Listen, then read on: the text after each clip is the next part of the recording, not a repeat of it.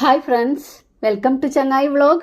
ഇന്ന് നമ്മൾ പഠിക്കാൻ പോകുന്നത് 3ാം ക്ലാസ്സിലെ പരിസര പഠനം യൂണിറ്റ് 3 ജലവും മണ്ണും രണ്ടാമത്തെ വീഡിയോ ആണ് ഇത്. Part 2, unit 3 part 2. ഇതിൽ നമ്മൾ ആദ്യമായി നോക്കുന്നത് മഴവെള്ളം എവിടേക്ക് എന്ന പ്രവർത്തനമാണ്. മഴ പെയ്തു കഴിഞ്ഞാൽ മഴവെള്ളം എങ്ങോട്ടാണ് പോകുന്നത്? നമുക്കൊരു പ്രവർത്തനം ചെയ്തു നോക്കാം. അപ്പോൾ ചിത്രം 1ലേതുപോലെ നമുക്കൊരു പ്ലാസ്റ്റിക്കിൻ്റെ ഒരു കുപ്പി മുറിച്ചിട്ട് എടുക്കാം. ഉണങ്ങിയ മണ്ണ് നിറച്ച് അടിഭാഗത്ത് ഒരു വശത്ത് ദ്വാരമിട്ട പ്ലാസ്റ്റിക് കുപ്പിയാണിത്. ഇതുപോലെ ഇതിൻ്റെ അടിഭാഗത്തിനൊരു ദ്വാരമിട്ട് അതിൽ ഉണങ്ങിയ മണ്ണ് നമുക്ക് നിറയ്ക്കാം. അപ്പോൾ ഒരു പ്ലാസ്റ്റിക് പാത്രം എടുത്ത് അതിൻ്റെ അടിഭാഗത്തൊരു ഓട്ട തളച്ച് അതിലേക്ക് ഉണങ്ങിയ മണ്ണ് നിറയ്ക്കാം. ഇനി ചിത്രം 2ൽ കാണുന്നത് എന്തൊക്കെയാണ്? ഒരു പ്ലാസ്റ്റിക് കുപ്പി, വെള്ളം, സൂചി. ഈ പ്ലാസ്റ്റിക് കുപ്പിയിൽ അടപ്പിന് നമുക്ക് കുറച്ച് ദ്വാരങ്ങൾ ഉണ്ടാക്കണം. മഴ പോലെ പെയ്യിക്കാൻ അത് നന്നായിരിക്കും. ചിത്രം 2ലെ വസ്തുക്കൾ ഉപയോഗിച്ച് ചിത്രം 1ലെ പാത്രത്തിലേക്ക് മണ്ണിലേക്ക്, അപ്പോൾ നമുക്ക് ഈ കുപ്പി ഉപയോഗിച്ച് നമ്മൾ മണ്ണ് നിറച്ച പാത്രത്തിലേക്ക് മഴ പെയ്യിക്കാം. മണ്ണിൽ വീണ വെള്ളത്തിന് എന്ത് സംഭവിച്ചു? വെള്ളം മണ്ണിലേക്ക് ഇറങ്ങുന്നത് കണ്ടെത്താൻ കഴിയുന്നുണ്ടോ? വെള്ളം മണ്ണിലേക്ക് താഴ്ന്ന് ഇറങ്ങുന്നത് കണ്ടില്ലേ? അധികം വന്ന ജലം എന്താണ് ചെയ്തത്? കുപ്പിയുടെ അടിയിലെ ദ്വാരത്തിലൂടെ പുറത്തേക്ക് ഒഴുകുന്നു, അല്ലേ? അപ്പോൾ നമ്മളുടെ മണ്ണിൽ വീഴുന്ന മഴവെള്ളത്തിനും ഇതുപോലെ തന്നെയാണ് സംഭവിക്കുന്നത്. മണ്ണിൽ വീഴുന്ന മഴവെള്ളം കുറേ ഒഴുകിപ്പോകും, കുറേ മണ്ണിലേക്ക് താഴുന്നു. മനസ്സിലായില്ലേ? ഇങ്ങനെ മണ്ണിലേക്ക് താഴുന്ന വെള്ളമാണ് കിണറുകളിലും കുളങ്ങളിലും എല്ലാം എത്തുന്നത്. അപ്പോൾ നിങ്ങൾ കണ്ടെത്തിയത് എന്താണെന്ന് നിങ്ങൾ ഇവിടെ അവതരിപ്പിക്കുകയും എൻ്റെ പരിസര പുസ്തകത്തിൽ എഴുതുകയും ചെയ്യണം. എന്താണ് നിങ്ങൾ കണ്ടെത്തിയത്? മണ്ണിൽ വീഴുന്ന വെള്ളം മണ്ണിലൂടെ ഇറങ്ങി താഴേക്ക് പോകുന്നു, മണ്ണിൽ ജലം താഴേക്ക് ഇറങ്ങുന്നു. അതുപോലെ തന്നെ അധികം വന്ന ജലം കുപ്പിയുടെ ദ്വാരത്തിലൂടെ പുറത്തു പോകുന്നു. ഇതാണ് നിങ്ങൾ എഴുതേണ്ടത്. ഇങ്ങനെ മണ്ണിലേക്ക് ആഴ്ന്നിറങ്ങുന്ന ജലമാണ് കിണറുകളിലും കുളങ്ങളിലും നമ്മുടെ ജലസ്രോതസ്സുകളിലും എത്തുന്നത്. ജലസ്രോതസ്സുകൾ. എൻ്റെ വീട്ടിലെ കിണറിൽ നിറയെ വെള്ളമുണ്ട്. ഞങ്ങളുടെ വീട്ടിൽ കുഴൽക്കിണറാണ്. അതിൽ എത്ര വെള്ളമുണ്ടെന്ന് കാണാൻ കഴിയില്ല. തൊടിയിലെ കുളത്തിൽ നിന്നാണ് കൃഷിക്കും വീട്ടിലെ ആവശ്യത്തിനുമുള്ള ജലം ഞങ്ങൾക്ക് ലഭിക്കുന്നത്. കിണറും കുഴൽക്കിണറും കുളവും ഒക്കെ എന്താണ്? ജലസ്രോതസ്സുകളാണ്, നമുക്ക് ജലം ലഭിക്കുന്ന സ്ഥലങ്ങൾ. നിങ്ങളുടെ വീടുകളിൽ എവിടെ നിന്നാണ് ജലം ലഭിക്കുന്നതെന്ന് എഴുതൂ. ചിലപ്പോൾ നിങ്ങളുടെ വീടുകളിൽ പൈപ്പ് വെള്ളവുമായിരിക്കാം, അല്ലേ? ഇപ്പം നമ്മുടെ കിണറില്ലാത്ത അല്ലെങ്കിൽ കുഴൽക്കിണറില്ലാത്ത വീടുകളിൽ പൈപ്പ് വെള്ളമായിരിക്കും നമ്മൾ ഉപയോഗിക്കുന്നത്. നിങ്ങളുടെ വീട്ടാവശ്യത്തിനുള്ള വെള്ളം എവിടെ നിന്നാണ് ലഭിക്കുന്നത്? എഴുതി നോക്കൂ. കിണറിൽ നിന്ന്, കുഴൽക്കിണറിൽ നിന്ന്, പൈപ്പിൽ നിന്ന്. അതുപോലെ കൃഷിക്കാവശ്യത്തിനുള്ള വെള്ളം പുഴയിൽ നിന്നോ അല്ലെങ്കിൽ തോട്ടിൽ നിന്നോ കുളങ്ങളിൽ നിന്നോ ഒക്കെ നമുക്ക് ലഭിക്കുന്നു, അല്ലേ?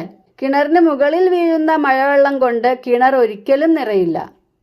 പിന്നെ എങ്ങനെയാണ് കിണർ നിറയുന്നത്? മണ്ണിലേക്ക് ഇറങ്ങുന്ന ജലമാണ് കിണർ നിറയാൻ കാരണമാകുന്നത്. മനസ്സിലായോ? അടിയിലൂടെയുള്ള നീരൊഴുക്ക്, ഉറവ ഒക്കെയാണ് നമ്മുടെ കിണറിനെ നിറയ്ക്കുന്നത്. നമ്മുടെ ആവശ്യത്തിനു വേണ്ട ജലം ശേഖരിച്ചു വെച്ചിട്ടുള്ള ഇടങ്ങളാണ് ജലസ്രോതസ്സുകൾ. അവ ഏതെല്ലാമാണ് ജലസ്രോതസ്സുകൾ? കിണർ, കുളം, പുഴ, തോട്, കായൽ തുടങ്ങിയവയെല്ലാം ജലസ്രോതസ്സുകളാണ്. ഇവിടെ 2 ജലസ്രോതസ്സുകളെ നിങ്ങൾക്ക് പരിചയപ്പെടുത്തുന്നുണ്ട്, സുരംഗയും കേണിയും. എന്താണ് സുരംഗ? ചിത്രം നോക്കൂ. ഒരാൾക്ക് കടന്നു പോകാൻ മാത്രം വലുപ്പമുള്ള തുരങ്കങ്ങൾ നിർമ്മിച്ച് അതിലൂടെ ഭൂഗർഭജലത്തെ പുറത്തേക്ക് കൊണ്ടുവരുന്ന സംവിധാനമാണ് സുരംഗ എന്നറിയപ്പെടുന്നത്.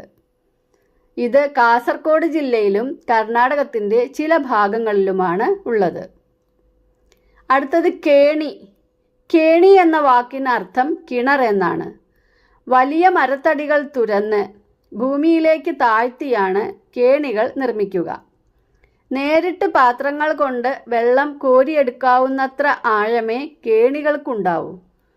മണ്ണിലേക്ക് താഴ്ത്തി പറയുമ്പോൾ ഒരുപാട് താഴ്ത്തിയൊന്നുമല്ല, നമ്മൾ പാത്രം കൊണ്ട് തന്നെ കോരിയെടുക്കുക. അതായത് കയറിട്ട് ഇറക്കി കോരേണ്ട ആവശ്യം ഉണ്ടാവില്ല, ചെറിയ ആഴമേ ഉണ്ടാവും. കേരളത്തിലെ പല ആദിവാസി വിഭാഗങ്ങളും ഇപ്പോഴും കേണികൾ ഉപയോഗിക്കുന്നുണ്ട്. ജീവജലം. ചിത്രം നിരീക്ഷിക്കൂ. പുഴയിലെ ജലം എന്തെല്ലാം ആവശ്യങ്ങൾക്കാണ് ഈ ജീവികൾ ഉപയോഗിക്കുന്നത്? കുറേ ജീവികൾ പുഴയിൽ വന്ന് വെള്ളം കുടിക്കുന്നതാണ് നമ്മളിപ്പോൾ ഇവിടെ കാണുന്നത്. എന്നാൽ അവിടെ ഒരു കൊറ്റി ഇരുന്ന് മീൻ പിടിക്കുന്നതും നമ്മൾ കാണുന്നുണ്ട്, ഇല്ലേ? ഈ പട്ടിക പൂർത്തിയാക്കൂ. പുഴയിലെ ജലം എന്തെല്ലാം ആവശ്യങ്ങൾക്കാണ് ഈ ജീവികൾ ഉപയോഗിക്കുന്നത്? അപ്പോൾ ജീവി ജലം കൊണ്ടുള്ള ആവശ്യങ്ങൾ എന്ന പട്ടിക നമുക്കൊന്ന് പൂർത്തീകരിക്കാം. മീൻ, ആന എന്ന് കൊടുത്തിട്ടുണ്ട്. ഇനി നമുക്കിതിലേക്ക് കുറച്ച് ജീവികളെ കൂടി എഴുതാം. നമുക്ക് ഈ പട്ടിക ഒന്ന് പൂർത്തീകരിക്കാം. മീൻ, ആന, രണ്ടെണ്ണം അവിടെ തന്നിട്ടുണ്ട് അല്ലേ? മീൻ എന്തിനു വേണ്ടിയിട്ടാണ്? മീനിൻ്റെ താമസ സ്ഥലമാണ് ജലം. നീന്തി സഞ്ചരിക്കുന്നു, ആഹാരവും കണ്ടെത്തുന്നു. ആനയ്ക്ക് കുടിക്കുന്നതിന്, കുളിക്കുന്നതിന്, അതായത് ശരീരം അങ്ങനെ തണുപ്പിക്കാൻ. ഇനി നമുക്ക് ഇവിടെ കാണുന്നത് കൊക്കാണ്. കൊക്ക് എന്തിനാണ്? കുടിക്കുന്നതിനും ആഹാരം ശേഖരിക്കുന്നതിനും, ആഹാരം കണ്ടെത്തുന്നതിന്. അടുത്തത് കുരങ്ങൻ. കുരങ്ങൻ എന്തിനാണ്? കുടിക്കുന്നതിനും കുളിക്കുന്നതിനും. കടുവ. കടുവയും അങ്ങനെ തന്നെയാണ്, കുടിക്കുന്നതിനും ശരീരം തണുപ്പിക്കുന്നതിനും. മാൻ എന്തിനാണ്? കുടിക്കുന്നതിനും കുളിക്കുന്നതിനും. ഈ മൃഗങ്ങളൊക്കെ കുളിക്കുക എന്ന് പറഞ്ഞാൽ അഴുക്ക് പോകാൻ വേണ്ടിയല്ല കുളിക്കുന്നത്, അവരുടെ ശരീരം തണുപ്പിക്കാൻ വേണ്ടിയാണ് കുളിക്കുന്നത്. കണ്ടെത്തലുകൾ അവതരിപ്പിക്കൂ.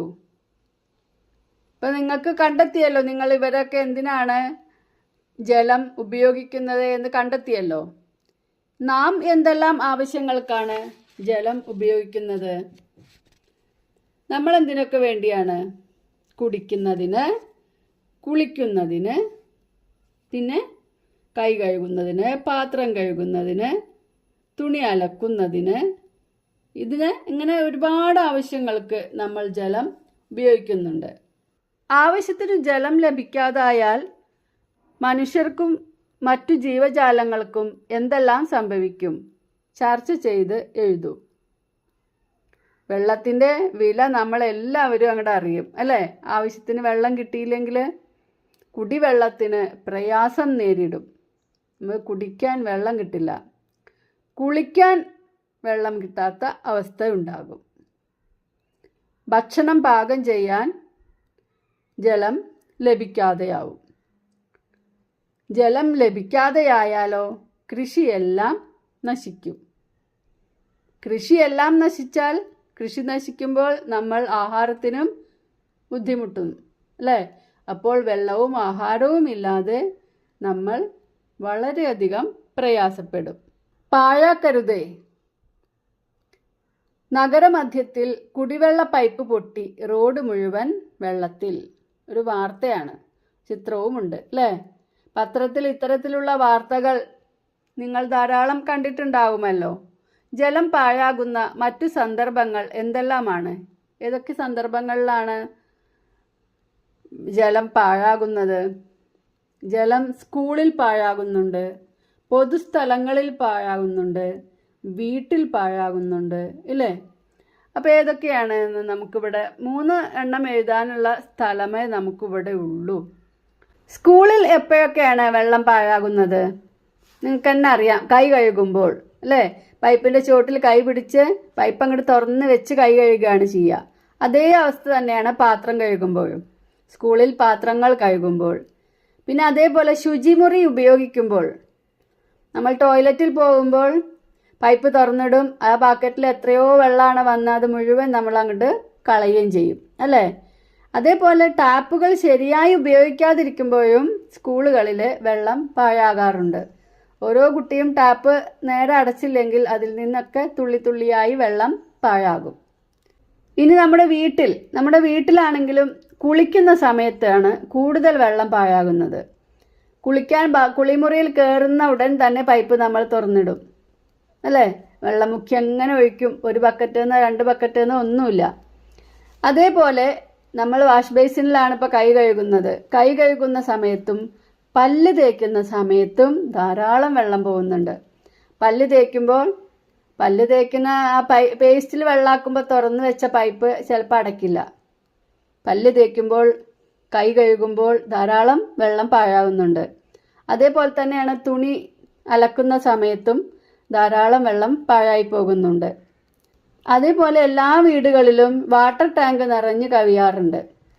നമ്മൾ നിറഞ്ഞു വീഴുന്ന ശബ്ദം കേൾക്കുമ്പോഴാണ് മോട്ടർ ഓഫ് ചെയ്യുക.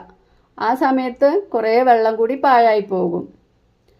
അതേപോലെ ചെടികൾ നനയ്ക്കുന്ന സമയത്തും ധാരാളം വെള്ളം പാഴായി പോകാറുണ്ട്.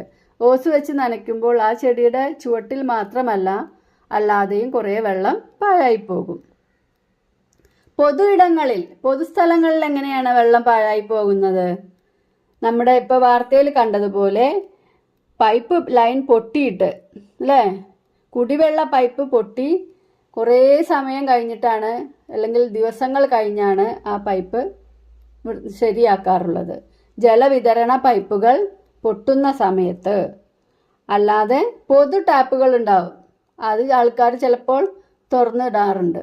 അങ്ങനെയും പൊതുസ്ഥലങ്ങളിൽ ജലം പാഴാവുന്നുണ്ട്. ഇനി ജലം പാഴാകാതിരിക്കാൻ എന്തെല്ലാം കാര്യങ്ങൾ നമുക്ക് ചെയ്യാൻ കഴിയും? അപ്പോൾ എങ്ങനെയൊക്കെയാണ് പാഴാകുന്നത് എന്ന് നമ്മൾ കണ്ടെത്തി. അപ്പോൾ അത് നമുക്ക് ഒഴിവാക്കാൻ നോക്കിയാൽ ജലം പാഴാകാതിരിക്കും അല്ലേ. അതെന്താണ്? ഒന്നാമത്തായിട്ട് ടാപ്പുകൾ അനാവശ്യമായി തുറന്നിടരുത്. പൈപ്പിൻ്റെ ടാപ്പുകൾ തുറന്നിടരുത്. ആവശ്യം കഴിഞ്ഞാൽ ടാപ്പുകൾ അടയ്ക്കുക.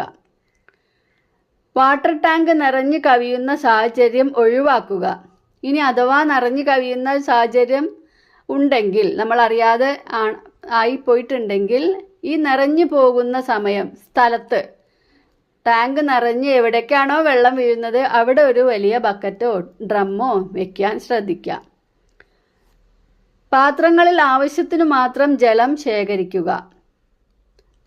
ജലവിതരണ പൈപ്പുകൾക്ക് ചോർച്ചയില്ലെന്ന് ഉറപ്പുവരുത്തുക. പിന്നെ കുളിക്കാനും അലക്കാനും അതേപോലെ എന്തെങ്കിലും കഴുകാനും ഒക്കെ നമ്മൾ ആവശ്യത്തിന് മിതമായ അളവിൽ ജലം ഉപയോഗിക്കുക. പൊതുസ്ഥലങ്ങളിൽ പൈപ്പ് പൊട്ടിപ്പോകുന്ന സന്ദർഭം ഉണ്ടാവുകയാണെങ്കിൽ അത് ബന്ധപ്പെട്ടവരെ അറിയിക്കാൻ ശ്രദ്ധിക്കുക. മനസ്സിലായില്ലേ? ജലം അമൂല്യമാണ്, അത് പാഴാക്കരുത്. വേനൽക്കാലങ്ങളിൽ പല വീടുകളിലും വെള്ളത്തിൻ്റെ കുറവ് നമ്മളെ എത്രമാത്രം ബുദ്ധിമുട്ടിക്കുന്നുണ്ടെന്ന് കുട്ടികളായ ചിലരും അറിഞ്ഞിട്ടുണ്ടാവും. അതെല്ലാം അറിഞ്ഞുകൊണ്ട് നമ്മൾ ജലം പാഴാക്കാതെ ശ്രദ്ധിക്കുക. ജലം അമൂല്യമാണ്, അത് പാഴാക്കരുത് എന്ന് എപ്പോഴും ഓർമ്മിക്കുക. അപ്പോൾ ഇന്നത്തെ വീഡിയോ നിങ്ങൾക്ക് എല്ലാവർക്കും മനസ്സിലായിട്ടുണ്ടാവുമെന്ന് വിചാരിക്കുന്നു. വീഡിയോ ഇഷ്ടപ്പെട്ടാൽ ലൈക്ക് ചെയ്യുക, നിങ്ങളുടെ ഫ്രണ്ട്സിന് ഷെയർ ചെയ്യുക. ബാക്കി ഭാഗം അടുത്ത വീഡിയോയിൽ. താങ്ക്